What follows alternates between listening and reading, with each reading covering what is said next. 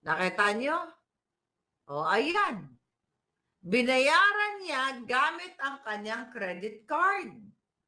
Okay, yung asawa, yung anak ni Tulfo, na representante ng ACT Party List, yan po ay sa bar sa Las Vegas, Nevada, noong December, I think 30, I'm not sure kung 29, 30, 31, basta New Year yan, mga papalangga. Pa-celebrate ng New Year.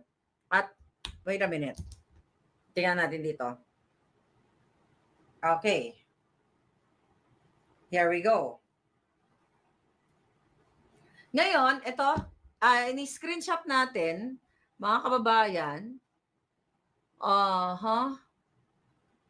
Okay, here we go. Ito yan, ang pinirmahan niya.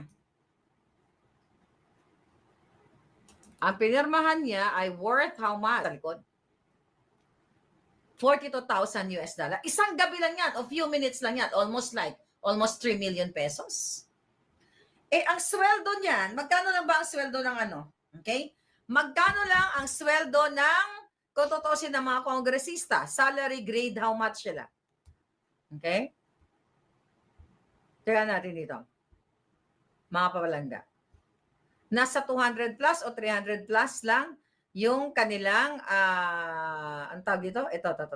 Salary grade 31, okay? Nasa 285,000 lang, okay? Bilang isang House of Representative member, mga palangga. Ito pa yung isa. Ayan, that's 73,000.